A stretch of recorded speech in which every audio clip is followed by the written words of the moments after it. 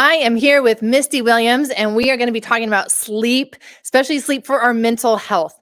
And this is something that I really wanted to include in my upcoming Biology of Trauma Summit because, my goodness, when it comes to sleep and stress or the overwhelm, the past traumas will affect our sleep, but yet also sleep, not getting good sleep then will keep us stuck in that stress and survival mode. So we've got to talk about sleep. We've got to talk about solutions. So I've got Misty Williams here, and Misty, you were one of my speakers for my summit, and really want to thank you again for sharing that hour with us and all of your expertise.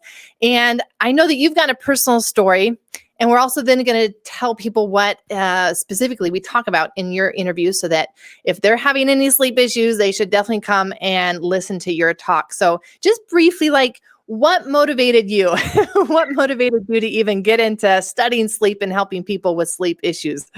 Yeah, well, we could probably spend way too much time talking about all the traumas that I endured that kind of kicked off my own healing journey. But I had mercury fillings improperly drilled for my teeth, which turns out is very traumatic to the body. Especially to the brain, right? Where the brain, where all the melatonin is made. Yes. Oh my goodness. You have that pineal gland that's sitting right there. Yes. Yeah, that's really great. I'm just love that happened to me. But my nervous system was wired from a really young age to be overly responsible. And to push myself, I tend to see what needs to be done in my environment and make it my job to handle everything. And when you live your life like that chronically for, in my case, 35 years, was when my journey started. I am 45 now. It takes a toll over time, Yes. So sleep was a really important part of me actually being able to heal. I had a surgery that was botched and a follow-up surgery to fix it. Probably too much to go into on this quick interview here, but on the other side of it, I didn't sleep for 6 days. I went over 144 hours without a wink of sleep, which is its own trauma to the body. And absolutely huge shock. Mm-hmm. I had never, that's not a common thing for people to experience, going that long without sleeping. But I started seeing sleep differently immediately. I couldn't believe that my sleep was interrupted like that. And I literally started unraveling. Yep. So I started seeing it differently. And then one of the first doctors who actually was in it for my healing versus, looking at me and being like, your labs are normal and everything's fine. And basically I'm not bad enough to medicate, he was in it for my healing. The first question he asked me is, how's your sleep? And that's when I realized that going to sleep at 2 a.m. and waking up feeling like I'd been hit by a Mack truck was actually not supporting my life. Exactly. Yep. So there's a long road for me of lifestyle that doesn't support sleep, trauma get in the way of my sleep. And then with the mercury toxicity, it actually derailed my my whole HPA axis. And I quit producing hormones like I'm supposed to. And that all affected. So there's just been a lot. I had a chronic Epstein-Barr infection that, there's all layers of the sleep conversation for me. But, it all kind of goes back to really what the topic of your summit is enduring these different traumas that are very disruptive. And if we want to heal, we have to sleep. Your body cannot heal without sleep. There's not a pill that you take that can work in the absence of sleep. If you want to lose weight, you actually lose weight at night when you're sleeping. Sleep is this prerequisite to whatever health protocol you want to do. So it's an important topic, so important that I've done 2 summits on it, and it's a central part of our program over at Healing Rosie University. And I don't want to just talk about sleep, this is an important thing, but we wanted to really drill in, how do you make sleep happen when it's been such a struggle? And that's really what our interview is about. So. Absolutely. And I'm just thinking back on kind of my own life history, and I've never gone 6 days without sleep, thank goodness. But I don't no, that sounds awful. I've had several patients that has been their story. And yes, at that point, it's okay, we are in emergency mode. We have to get you sleep because your body is literally unraveling in front of us.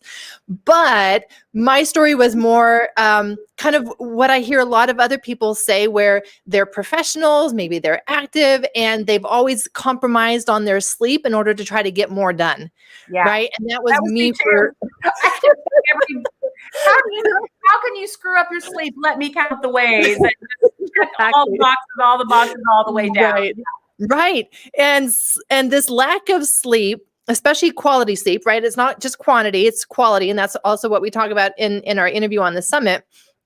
That actually will predispose us to more stress, and not only stressful in the situations, some of which we probably create by ourselves because we're so tired and out of it and we're doing silly, stupid things, right? But just the internal environment that creates with the body not being able to do its healing repair, because that's when it all happens. And so internally, you're building inflammation, you're building oxidative stress, you're building all this toxins that doesn't have the time in order to clear out. And so internally, you really are predisposing yourself to a lot more. And so by the time all this stuff surfaces, right? Both for you and me, by the time our body finally crashes, it's not just one thing anymore. Yeah. It's been an accumulation of so many different things. And so I loved our interview because we got to unravel so many of those pieces and be like, and this is a tool that you can use, and this is a tool, and this is a tool, and this is a tool. And you better be using all the tools you can to really help you get the best sleep, because one tool, one thing, one pill, one medication is not going to be enough to really get you that quality sleep that your body and brain have to be able to do well, physically, mentally, and emotionally. Yeah. No, I think my parting thought on the sleep topic would be sleeping well is your birthright and everyone can do it. Yes. Yes. So if this is something that speaks to you and you know that you need to sleep better, you can absolutely sleep better. Yep. And it is our intention to support you with some tools and strategies to help you achieve that. Yes, absolutely. And anybody who's, ever said, well, I've tried everything for sleep, I challenge you to come to this talk, because there will be things that you have not even heard of before, right? So how would you even know that this was another possible solution, another possible tool for you? So I see Dennis has asked a question in regards to sleep apnea causing Alzheimer's disease. And this is something where, again, if your quality of sleep is being affected, like it is in sleep apnea, it's going to cause all kinds of problems in your physical health, mental health, emotional health. So short answer is yes. Long answer is there's so much more into the actual science and biology of why that is. I hope that you'll come to the summit, especially listen to Misty's talk. I'm going to put the link for those who may even still have not registered for the summit there in the notes in the chat, so that you can get in on this. There's already some content available to you, and be looking out for Misty's talk on sleep during the summit. Misty, thank you so much. Appreciate your time. Appreciate everything that you're doing. Looking forward to being with you guys during the summit. Yay. All right. Have a good day.